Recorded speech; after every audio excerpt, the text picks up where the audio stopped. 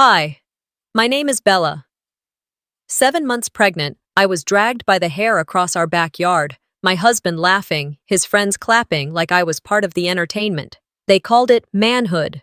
I called it the moment I stopped pretending. But that wasn't the first betrayal. My mother once said I was easier to manage than my sister. Turns out, that's exactly why they married me off. Not for love, not for a future, for silence. They told me I had a good life. So why did it feel like I was disappearing piece by piece? And who would I be when the last piece was gone? It was one of those Texas evenings that felt like a lie. Warm, calm, the kind of air that tricks you into thinking nothing bad could happen when the sun is still smiling. The sky over Frisco was brushing the rooftops with that soft orange glow, the kind people post on Facebook with captions like, "Grateful for the little things." And there I was, nearly 8 months pregnant, arranging wine glasses on our outdoor dining table like a hostess on autopilot. The house was buzzing. Music floated from the speakers on the back porch, guests milled around the pool with drinks in hand, and laughter came in waves, louder near Derek, always near Derek. He was surrounded by a tight circle of business partners, men who loved being heard more than they loved their wives. They all looked like they'd stepped out of a car commercial, shiny smiles, voices too big for their bodies, egos even bigger. I wiped a smudge off one of the glasses, adjusting it so it aligned perfectly with the plate. A silly detail, but when everything else felt unbalanced, symmetry became my small rebellion. Derek hadn't looked at me all evening, not even once. It wasn't new. He'd been doing that thing lately, making me invisible unless I was useful. You know, handing out napkins, fetching drinks, looking pretty but not saying much. And I'd let it happen too. For months. Because I was tired, because I was pregnant, because I kept hoping things would get better. Or maybe because I was afraid of what would happen if I finally called it what it was. The party kept rising in volume like a tide I couldn't stop. My lower back ached. I had to balance a tray of sliders while carefully avoiding bumping into anyone with my belly. A woman in a tight dress brushed past me and said, "Oh, sorry," like it was my fault for existing in her path. I caught a glimpse of myself in the sliding glass door. Pale, tired eyes, hair stuck to my forehead, that slight puffiness that comes in late pregnancy. I didn't look glowing. I looked like a woman trying not to fall apart in public. "Bella!" Derek called from the center of his circle, voice sharp like a command, not a name. I turned toward him, tray in hand. "Where's my damn drink?" he barked. I blinked. My hands were full. I thought you had one." He stood up, loud enough for the whole patio to quiet just a notch. "No, I don't have one," he said, stepping forward. "Because my wife here," he gestured toward me, "is too busy waddling around like she owns the place." The men laughed. One of them said, "Gotta keep them humble, right, Dee?" I didn't say anything. I wanted to. I wanted to disappear. I wanted to scream. Then he did it. Without warning, he reached out, grabbed a handful of my hair, and dragged me, in front of everyone, across the deck. My feet slipped on the stone. The tray clattered to the ground. I felt the pull in my scalp, the shock shoot through my spine, and most terrifying of all, the twisting pressure in my stomach. Someone laughed. Someone else actually clapped. Derek let go of my hair and turned to his friends. "That's what manhood looks like," he said, chuckling like a guy who just told the best joke of the night. No one stopped him. No one helped me up. I stayed there on the ground, one hand on my belly, the other pressed against the warm stone, breathing through the tightness in my ribs. My baby didn't move for 10 full seconds. Those were the longest 10 seconds of my life.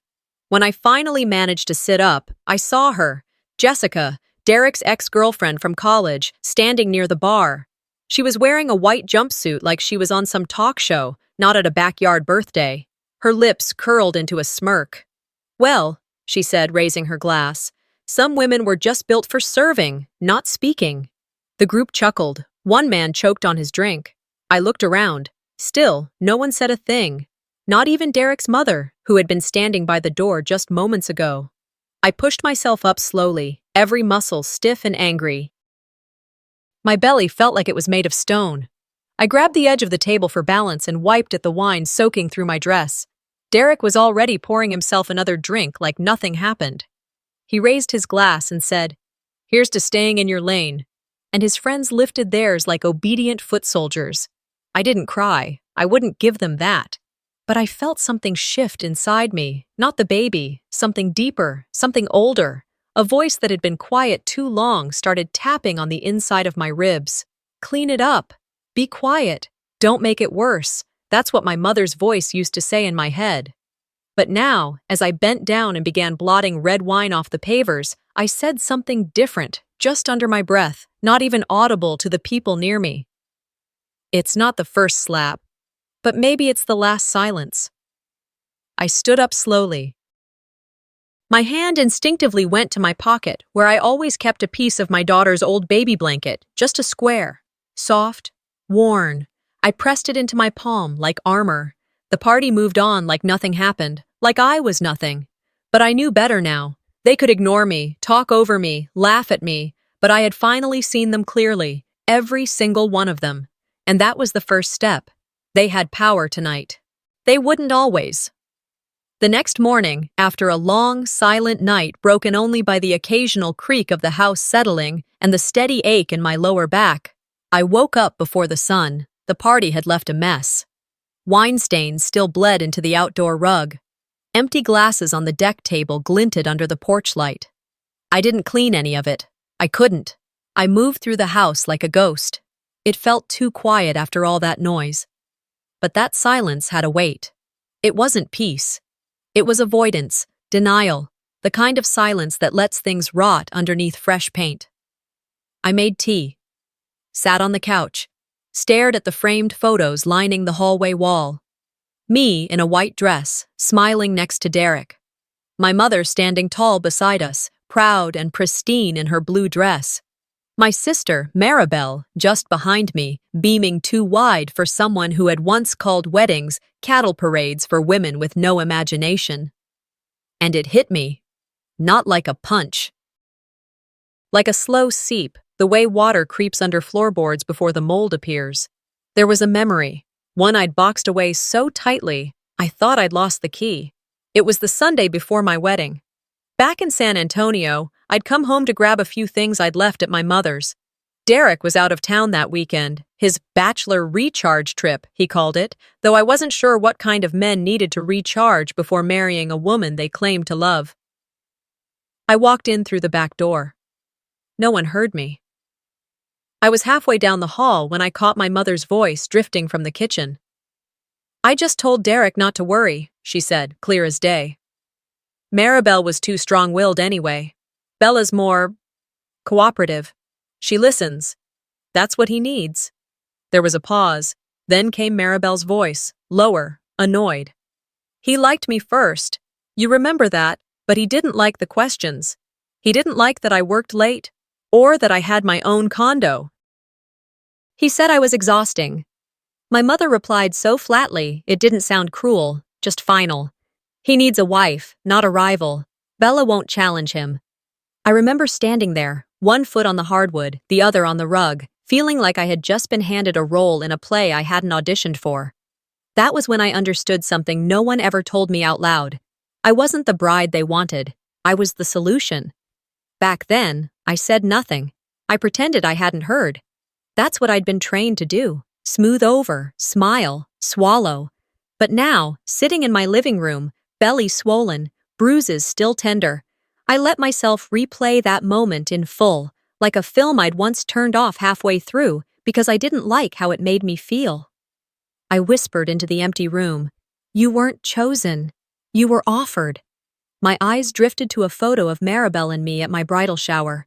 She had her arm around me. Her smile was too polished, too practiced. I remembered how she handed me a card that day that said, "Sisters always know what's best." The photo frame tilted forward on the shelf, maybe from the air conditioning, maybe not. It tipped off and fell, the glass shattering on the hardwood floor. I didn't pick it up right away. Later that afternoon, I stood in my closet, staring at my wedding gown hanging in its plastic sheath. I hadn't looked at it since the day we got back from our honeymoon. I didn't keep it for nostalgia. I kept it because I didn't know what else to do with it. I reached out, unzipped the plastic. The lace sleeves still held the faint scent of the perfume I wore that day. My fingers traced the stitching. Each flower felt like a joke. I remembered the morning of the ceremony. My mother had zipped me into that dress with such speed I could barely breathe. She stood behind me in the mirror and said, "This is your chance. Don't ruin it." It wasn't a blessing. It was a warning. I stood there, watching my reflection. Not the bride, but the woman behind her. The one they counted on to stay quiet, play nice, and never ask for too much. The heels, the veil, the bouquet. None of it belonged to me. They were props in a story that served everyone but the woman at its center. And then, like a jolt of electricity through my skin, I felt her, my daughter, kick hard. I placed both hands on my stomach. "No," I whispered. "You will not inherit this silence." I went back to the bedroom, opened the drawer where I kept all the important documents Derek had handed me after we married. I'd never touched them. He'd told me to file them. "Just in case," he'd said. Inside was a brown folder labeled Emergency, Derek Legal. I sat on the edge of the bed and pulled it open. At first, it was just paperwork, insurance, business documents, real estate contracts. But then I saw it. A one-page note. Handwritten. Not in Derek's handwriting. My mother's. It read, "Derek, thank you for handling this discreetly. We both know what Bella needs, even if she doesn't. Just be firm. She'll adjust." My stomach twisted. Not from the baby, from rage. Not hot, screaming rage, cold, settled fury. There it was, proof, not just of betrayal, but complicity. I wasn't loved into this marriage. I was managed into it. I stood up, placed the note back in the folder, and walked to the fireplace. I didn't burn it. Not yet. I had a plan to build. I didn't sleep that night. After closing that folder, I sat in bed for hours, my back pressed against the headboard, knees pulled in tight, one hand resting on my belly. The ceiling fan hummed above me, and through the open window, I could hear the faint barking of a neighbor's dog. Everything around me felt ordinary, but inside me, something had cracked wide open. The next morning came slowly. I got up before the sun, just to feel like I was in control of something, anything. The kitchen felt colder than usual, the tiles biting at the soles of my feet. I moved slowly, making myself a cup of tea, not because I wanted it, but because it gave me a task, a reason to stand, to pour, to stir. I sat at the dining table, the same one where I had hosted holidays and birthdays, and pulled out the small leather journal I'd kept hidden at the back of the pantry. Inside were names, dozens of baby names I'd written down over the past few months. Some crossed out, others circled, some paired with middle names, some with meanings scribbled beside them. "Eliana," I whispered. "God has answered." My fingers lingered on the page. "What's that?" Derek's voice cut through the quiet like a blade. He walked in, still in pajama pants, coffee mug in hand, his tone already tight with irritation. "It's nothing," I said, instinctively covering the journal. "Let me see." He didn't ask. He reached across the table and grabbed it before I could react. I watched his eyes move across the pages. He didn't smile. He didn't soften. His jaw clenched. "You think you get to name my child without asking me?" His voice wasn't loud. It was low. Dangerous. "I was just writing," I said carefully. He didn't answer. He just tore it. One clean rip down the middle, then another. He shredded the pages like they were meaningless scraps, not the pieces of hope I'd built, not the quiet moments I'd spent imagining who this child might become. He threw the pieces onto the floor. "Unbelievable. You're just like your sister, always sneaking around, doing things behind people's backs. At least she had the decency not to marry me." He turned and left the room like he hadn't just torn my heart out with his bare hands. I sat there, frozen. I couldn't cry. My throat was too tight for tears. My hands, though, they moved on their own, trembling as they picked up the torn pages. Most were in pieces too small to save, but one, just one, was intact enough to make out the name Eliana. I folded it gently, slipped it into my bra, and stood. Later that night, after Derek had fallen asleep in his usual position, flat on his back, one arm sprawled out like a king claiming land, I crept into the nursery. The room still smelled like lavender and fresh paint. It had been weeks since I finished setting it up. I walked over to the rocking chair, pulled down the old teddy bear from the top shelf, and unzipped the back seam where the stitching was already loose. I slid the folded name inside. It wasn't a big gesture. It wouldn't change anything, but it was mine. A quiet act of rebellion, a tiny, silent monument to the future I was still trying to protect. That bear would hold the name, and later, it would hold more. The next morning, I avoided eye contact. I made breakfast, packed Derek's lunch, handed him his keys. He didn't thank me. "Don't forget the board dinner Thursday," he said on his way out.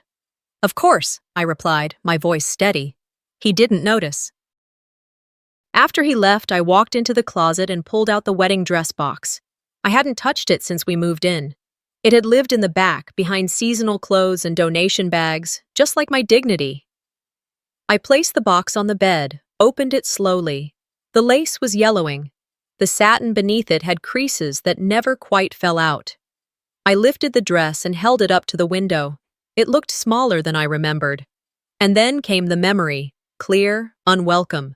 Standing in a bridal boutique in Austin, 3 days before the wedding. My mother behind me, zipping me into the dress.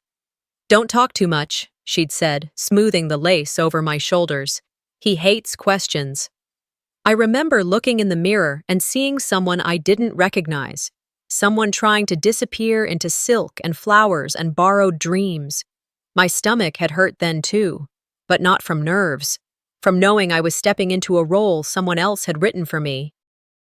I sat down on the edge of the bed, still holding the dress. My hands ran over the embroidery like I was trying to read a language I'd never learned. And then, just as I blinked back the heat in my eyes, the baby kicked. It wasn't gentle. It was strong. A thump right beneath my ribs that said, "I'm here. Don't forget me." I smiled, one hand on my belly. "You deserve a better start than I got," I whispered. I stood up, carefully folding the dress back into the box, but the lace trim, I left that out. Instead, I walked over to the dresser, opened the jewelry box where I kept the things that still mattered, an old ring from my grandmother, a bracelet from college, and one small USB stick. I had bought it years ago, with the intention of backing up wedding photos. I never did. That night, I sat at the kitchen table, the same spot where he tore the journal, and slid the USB into my laptop. I opened a folder and named it, "If I Don't Make It Out." Then I closed it. Someday had just become today. After slipping the folder back into its place beneath the bed, I stood there for a few long minutes, unsure whether the trembling in my hands was from anger or fear. The morning sunlight had barely begun to stretch across the wooden floor, casting long shadows from the curtains. The house was quiet, the kind of quiet that doesn't soothe, but accuses. I moved to the kitchen to pour a glass of water. As I approached the counter, something caught my eye. A thick, cream-colored envelope was resting neatly against the fruit bowl. It hadn't been there the night before. The handwriting on the front was Derek's, bold, sharp, as though each letter had been pressed too hard into the paper. It read, "Confidential, for your protection." For my protection? I peeled the flap open slowly, and as I slid the documents out, a weight settled in my chest. The first page hit me like a slap, a pre-drafted divorce agreement. 3 clauses stood out immediately. Full legal custody awarded to Derek Shaw. 0 spousal or child support. A permanent gag order. No public discussion, interviews, or disclosure of personal events. My vision blurred. I read it again. And then a third time. Every sentence was a quiet war declared on paper. There were no accusations in the document, just decisions, like I'd already been tried and sentenced. I didn't rush to confront him. I didn't cry or slam drawers. I folded the contract back into the envelope and waited. The kettle on the stove began to hiss, and I turned it off without pouring. I didn't want tea. I wanted answers. It was mid-morning when Derek finally walked in from his run, sweat soaking through his shirt. He barely looked at me as he tossed his keys on the counter. I see you found the envelope, he said, wiping his face with a towel like he'd just handed me a grocery list, not a legal ambush. What is this? I held up the papers. He shrugged. Just a precaution, in case you forget your place. There was no pretense, no manipulation in his tone, just pure arrogance, like he was doing me a favor. Forget my place? I repeated, the words sharp in my mouth. He poured himself a protein shake and sipped it. You've been unpredictable lately. That little crying stunt at my birthday? The tension you're creating around the house? He set the shaker down. This is business, Bella. I'm protecting our brand. You should be thanking me. Is that what I am to you? I asked. A brand extension? He didn't answer. He just walked past me, patted my shoulder like I was the family dog, and said, Sign it if you want to make this easy. After he left the room, I placed the envelope in the hallway closet under an old pair of his winter boots. I didn't tear it. I didn't toss it. I wasn't ready to play his game on his terms. That night, I was on my way to the bathroom when I heard him on the phone. He was in his office, the door open just enough to let his voice carry down the hall. I've done everything I could, he was saying. She's unstable. I mean, look at her. 7 months pregnant and completely irrational.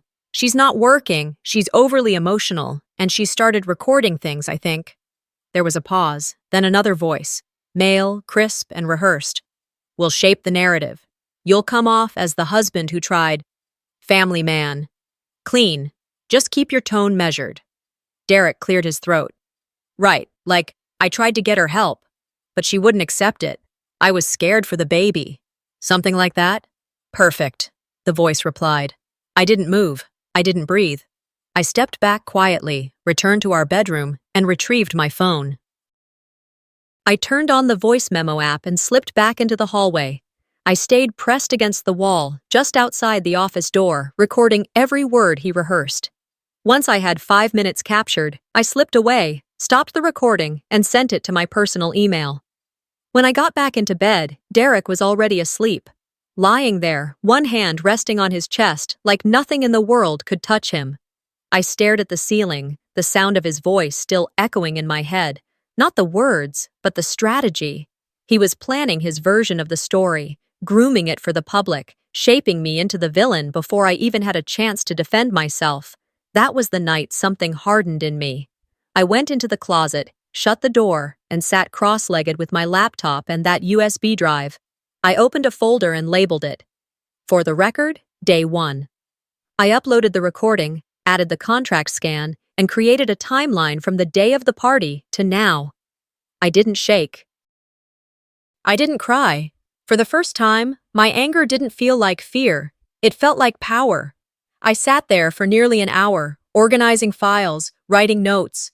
It wasn't about revenge. It was about survival, truth, about building something solid enough to stand on if everything else fell apart. When I finished, I went to the hall closet, found an empty shoebox, and slid the divorce papers inside. On the lid, I wrote in permanent marker, his story. Then I went back to the kitchen, took out a manila folder, and labeled it, mine. After I labeled the folder, mine, I didn't go back to bed. I just sat at the table, watching the light shift across the kitchen floor as the hours passed. The air smelled faintly of burnt coffee and the lemon cleaner I had used the day before. Everything was still. But inside me, there was movement, quiet, purposeful, the kind of still storm that doesn't roar but rearranges everything. It was just after 6 a.m. when I tiptoed into the nursery. The sun had barely crept up, casting soft gold onto the white crib rails. I opened the closet, reached to the top shelf, and pulled down my daughter's old teddy bear. It was the one I had held on to, not because it was expensive or unique, but because of how many nights it had calmed her cries. The stitching on the back had come loose months ago, and I never fixed it. I sat down on the floor with the bear in my lap, a needle and thread beside me, along with something small, barely larger than a matchbook. A tiny voice recorder. I pressed the seam open wider and slipped the recorder deep inside the stuffing. Then I stitched it up, slowly, deliberately, my hands steady in a way they hadn't been in weeks.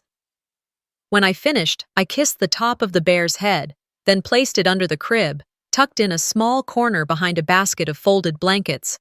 That was the beginning of my archive. I went back to my laptop and opened the USB folder. I named a subfolder, Sins They Celebrated. Each time Derek yelled, belittled, postured, or twisted the truth, I would record it. If he denied something and then bragged about it later, I'd document both.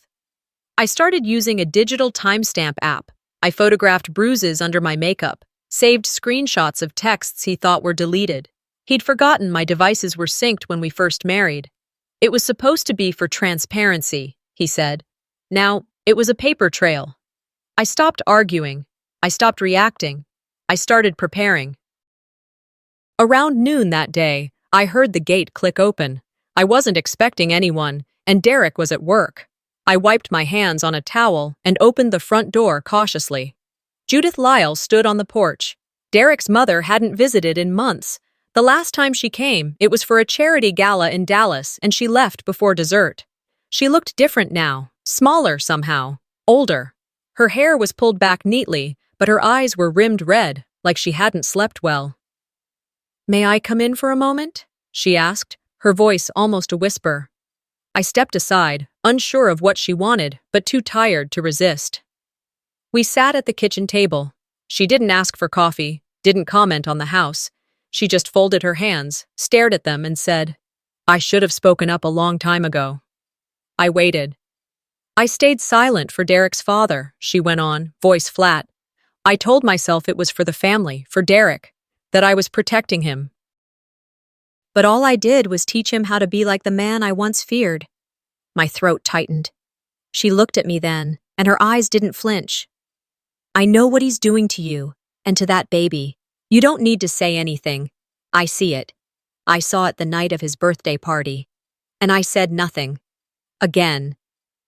She reached into her purse and pulled out a silver necklace, a small cross on a delicate chain. It looked old, worn, precious. "This was given to me by a woman who helped me get away, decades ago," she said. "And I want you to have it now, because I don't want history to repeat itself in this house." I didn't know what to say. I didn't trust her motives entirely, but something in her eyes felt real, broken, but real.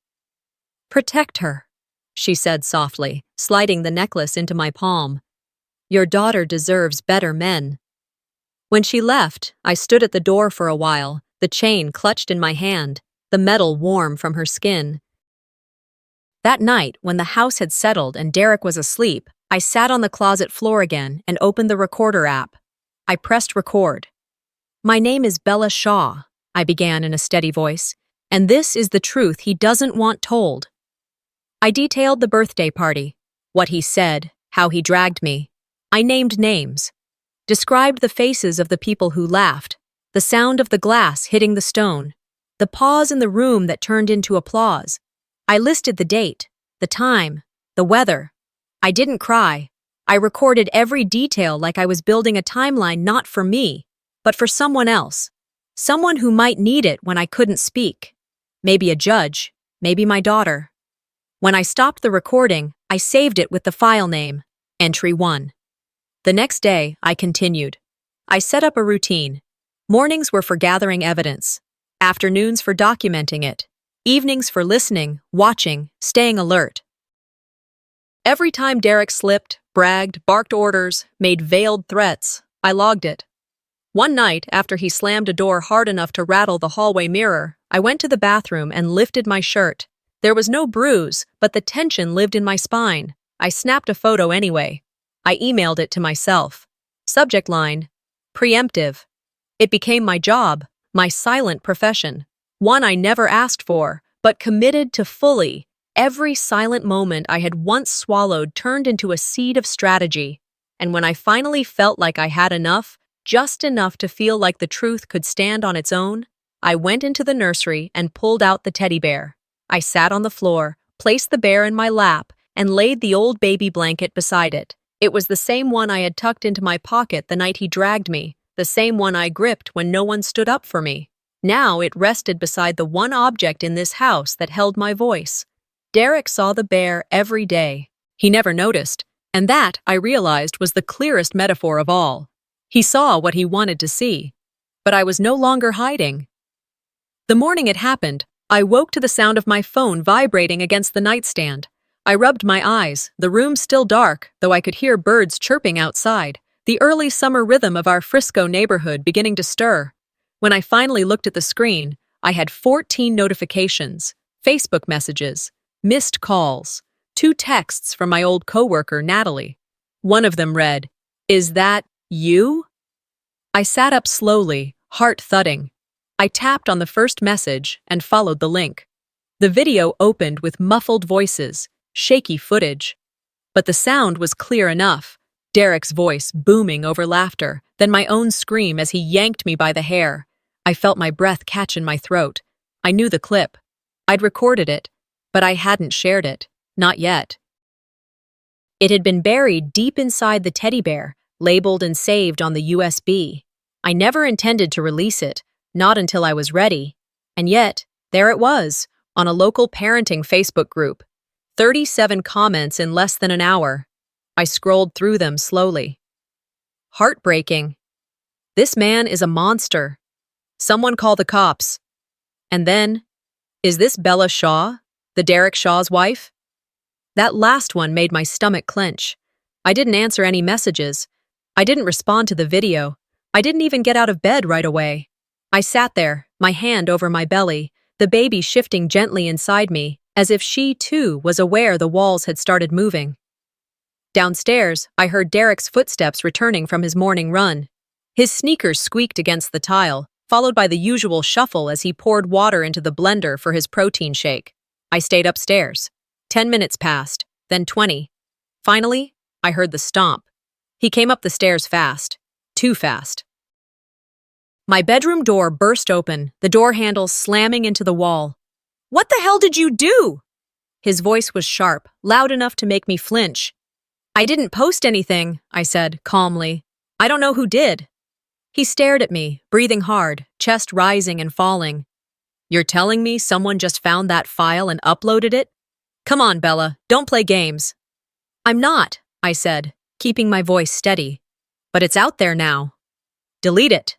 "I didn't post it." "Then figure out who did," he barked, pointing at me like I was one of his interns. I said nothing. His eyes scanned the room, his anger not knowing where to land. "You're so ungrateful," he spat. "Everything I've built, everything I've given you, and this is how you thank me?" He stormed out, slamming the door behind him. I sat in the quiet for a long time, staring at the doorway. He didn't come back. That night, after dinner, barely a few bites of salad I forced down, I went upstairs to shower. When I came back down, Derek was watching TV. I passed him without a word and went to our bedroom. The door wouldn't open. I jiggled the knob again. Then I saw it. A note taped just above the handle, in his handwriting. "Hope the garage is warm enough." I stood there, blinking. For a moment, I thought it was a joke, but the lock didn't budge, and his footsteps didn't follow. I grabbed a pillow from the couch, my phone, and the teddy bear from the nursery. The garage was cold and concrete. There was no blanket. I sat against the wall, wrapping the pillow around my middle, resting my head on the teddy bear like I had as a child.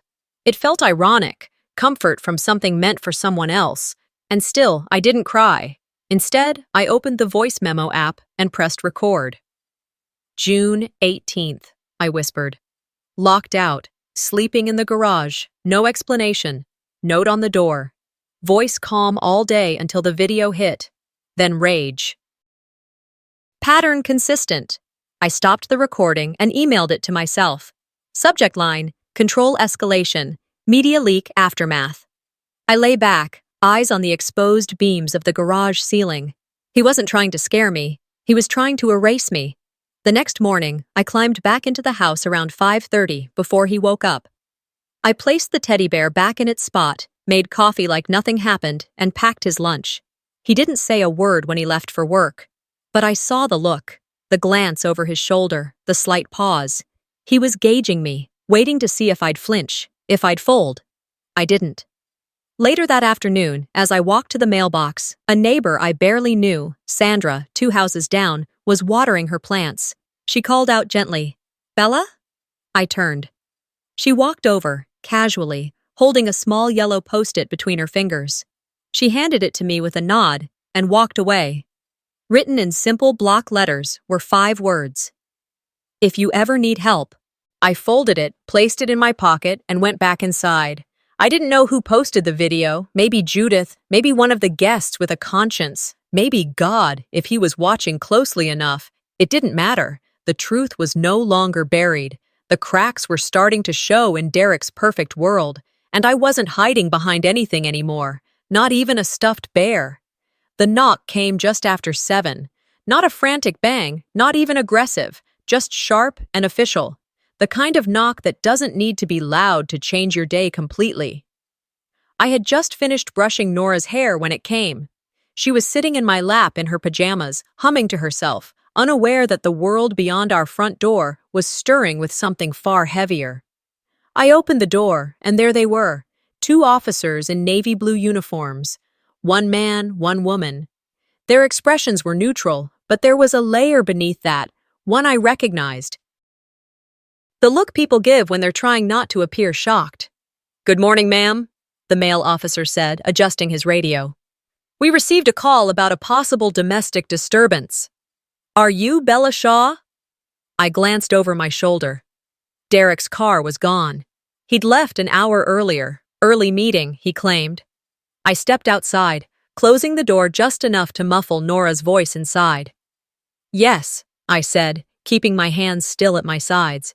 "We received an anonymous report of raised voices and possible sounds of distress from this address last night." My pulse thudded in my ears. I thought about the garage, the locked bedroom door, the note. "I see," I replied carefully. Nothing got out of hand." "Would you say you feel safe in your home?" the female officer asked. That question. I looked at her. She had kind eyes that wanted me to say something, anything. But behind those eyes was the reality I knew too well. Words have consequences. And not always good ones. Once they're out, you can't shove them back in your mouth and pretend they didn't rearrange your entire life. I felt the weight of Nora just a room away. "Yes," I said finally. "I'm fine." There was a pause, a long one. "All right," the officer said. "If anything changes, don't hesitate to call. You're not alone, Mrs. Shaw." They handed me a card and walked back to their car. I stood on the porch until their taillights disappeared around the corner. The wind picked up. I closed the door slowly and leaned my forehead against it. I wasn't alone. It certainly didn't feel that way. Later that evening, Derek came home with a bottle of wine and the kind of fake calm that usually came before a storm. He didn't mention the police. He didn't mention the video. He simply kissed Nora on the forehead and smiled like the perfect husband he was pretending to be. But when our eyes met, there was something in his glance. A flicker of recognition. He knew I was gathering things, maybe not the details, but the shape of it. The air between us had changed. We were no longer playing pretend. We were calculating, anticipating, waiting for the other to move first. After dinner, I took Nora upstairs and helped her into her pajamas. She sat on the bed, swinging her little feet over the edge, looking more serious than any 3-year-old should. As I applied ointment to a small bruise on my upper arm, one I'd gotten the week before when Derek had grabbed me during an argument, she watched in silence. Then, in the smallest voice, she asked, "Mommy, do you hurt because you love Daddy?" I froze. The ointment tube slipped from my fingers and landed on the carpet. I looked at her wide, honest eyes, and I wanted to say so many things. That love doesn't look like bruises, that she should never let anyone make her believe pain equals devotion, that what she'd seen wasn't okay. But I couldn't find the words. So I did the only thing I could. I pulled her into my arms and held her tighter than I ever had before. "No, baby," I whispered into her hair. "No." After she fell asleep, I tiptoed back downstairs and went to the closet. I opened my laptop, pulled out the USB, and sat on the floor like I had so many nights before. I clicked into the folder and stared at the file names, each one labeled with a date, a keyword, a snapshot of a moment I couldn't let disappear. Then I renamed the main folder. Not just for me. This wasn't about proving Derek wrong anymore. It was about making sure no little girl ever had to ask that question again. About ensuring no woman had to weigh love against pain and come up short. I stayed up late that night reviewing files. I mapped a timeline. I created folders by incident type: verbal, physical, financial. I cross-checked my voice memos with photos, with texts I'd saved, with receipts I had no reason to keep until now. Every piece fit together. I sent a single file to my lawyer friend Calder, one entry, encrypted. Subject line, "If anything happens to me." I didn't wait for a response. I closed the laptop and went to the window. The street was quiet. The stars above the cul-de-sac blurred slightly behind clouds, and for a moment, everything looked still again. But I wasn't still. Not anymore. Derek had always believed silence meant submission. But what he never understood is that silence can also mean preparation. And mine? It was almost over. The air inside the law office was too cold, refrigerated, sterile, like they intentionally wanted people uncomfortable, the kind of cold that keeps you alert. I didn't mind. I preferred that over the suffocating warmth of pretense I had been surviving in for years. Calder sat beside me, his briefcase propped open, laptop out, red folder neatly stacked with my documents. We were in a glass conference room on the 12th floor of a downtown Dallas office building. Across from us sat Derek and his lawyer, Charles Finn, a man who looked like he polished his watch more than he brushed his teeth. Derek leaned back in his chair, legs crossed, grinning like this was just a formality, like I was going to beg for scraps or cry for forgiveness. His confidence was loud, too loud. That always meant fear. Charles cleared his throat. "We're here today to discuss the terms under which Mrs. Shaw may proceed with separation. Derek has expressed a willingness to negotiate custody in good faith." Calder didn't flinch. "There won't be a negotiation." I said nothing. Charles raised an eyebrow. "Excuse me?" I reached into my bag and pulled out the red folder. I slid it across the table to Calder, who opened it and removed the USB drive, inserting it into his laptop. The silence in the room shifted. He clicked a file. Derek's voice filled the speakers. "I tried to get her help, but she refused. She's emotionally unstable. Dangerous, even." A pause. Then the other voice, his PR guy. "That's good. You sound believable." "Say it again, but soften the ending." Then Derek again, this time laughing. "She'll break down on her own. Just gotta keep her cornered." Charles sat back in his chair, lips pressed tight. Derek's smile dropped. "What the hell is this?" he snapped. "The truth," I said simply. Calder turned off the audio. "Filed with timestamp metadata, corroborated by witness testimony, and recorded legally from within the client's home," Calder added. Charles began to speak, but Calder raised a finger. "We're not done." He slid a second folder across the table. Photos, screenshots, receipts, copies of financial records. Derek didn't think I knew existed. A full breakdown of the last 2 years. Derek's expression cracked. "You don't get to rewrite my story," I said quietly. He leaned forward, eyes wild. "You think this is enough to undo me? You think anyone's going to believe you over me?" "I don't need everyone," I replied. "Just one judge." He stood up, shaking his head. "This is pathetic." Charles, to his credit, looked like he wanted to be anywhere else. Later that afternoon, Calder and I walked into the Dallas County Courthouse. The paperwork was already prepared: petition for divorce, request for sole custody, restraining order, and a list of financial abuse claims. We filed everything within the hour. As we left, Calder put a hand on my shoulder. "You just started something big," he said. "Not just for you." "That's the point," I replied. 3 days later, we were back in court for the temporary hearing. I expected Derek to bring his arrogance, his charm, maybe even a tear or two for show. What I didn't expect was the man who stood up at the back of the courtroom when the judge asked if anyone wished to speak. His name was Luke Darner, one of Derek's former business partners.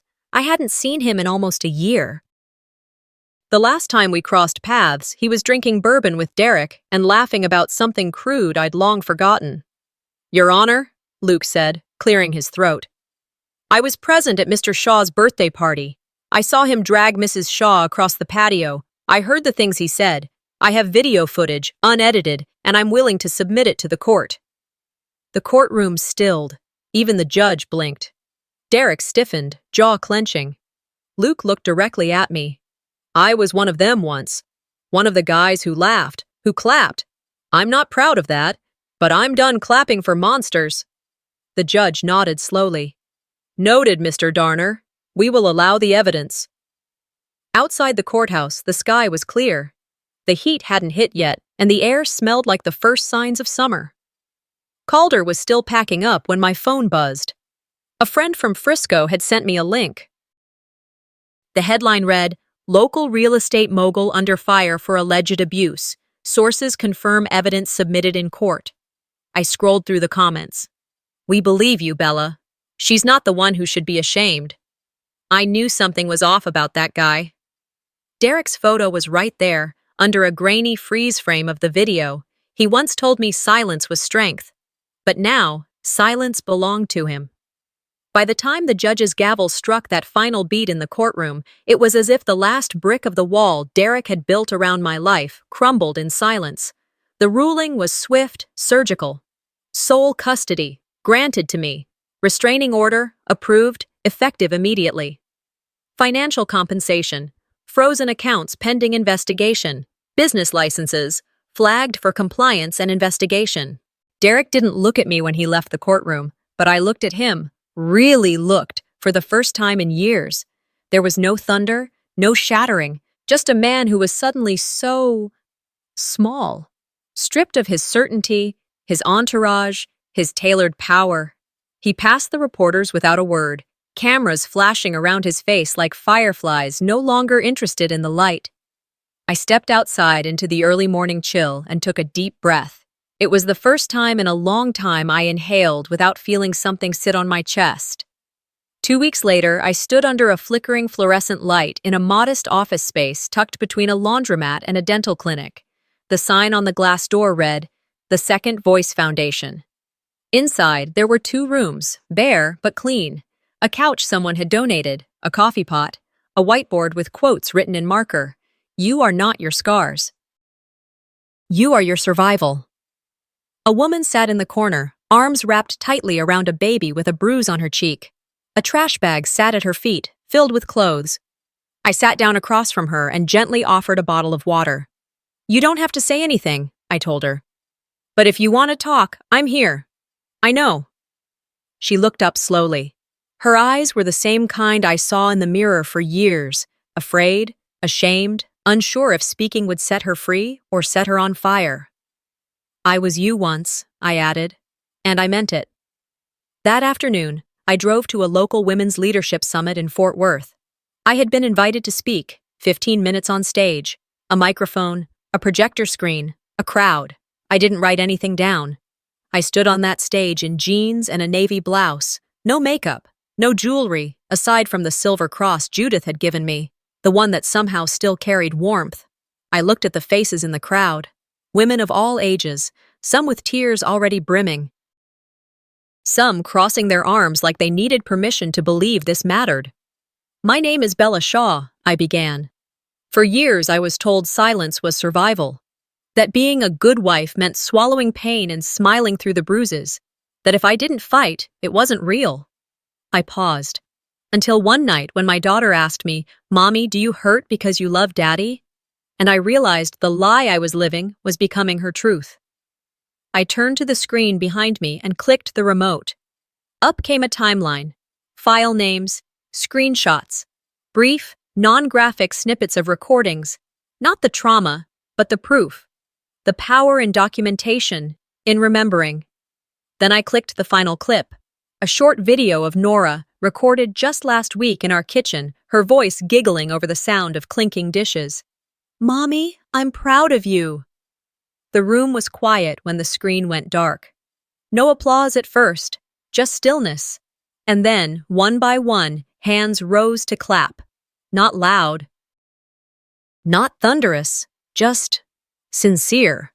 I stepped off the stage lighter than I'd ever felt. 1 week after the summit, a grainy cell phone video circulated online. It was filmed by a hotel guest in Waco. The clip was short, just a few seconds, but it showed Derek standing in a valet uniform, waiting for cars to pull up. In the background, someone said, "Isn't that the guy from the news?" He looked up at the camera for a split second. Then he looked down again and said nothing. I didn't repost it. I didn't comment. I didn't need to. Back home, after putting Nora to bed one evening, I stood in the laundry room folding clothes when my eyes landed on something in the upper closet, tucked behind a box of old photo albums. The teddy bear, still intact, still zipped. I pulled it down and sat with it on the couch. I ran my fingers over its ears, its stitched smile. For a second, I remembered every night I whispered into that bear, every file I tucked into its seams, every time it held the words I couldn't say aloud. I walked to Nora's room and stood by her door for a minute, just listening to her soft breathing. Then I went to my room and placed the bear on the highest shelf in the closet. "You were the vault," I whispered, "but now I speak." I turned off the light and stood there for a moment, letting the quiet settle around me. Not as a threat, not as a prison, but as a choice. Silence once belonged to him. Now it belonged to me. In the end, this wasn't just a story about abuse. It was a story about reclaiming power in the quietest, most intentional way. How many women are still being told that silence is strength, when in truth, it's just control in disguise? If Bella's journey spoke to something in you or reminded you of someone you know, share your thoughts below. Let's keep this conversation going. Don't forget to subscribe for more real-life family stories that reveal what happens behind closed doors and what it takes to finally walk out of them.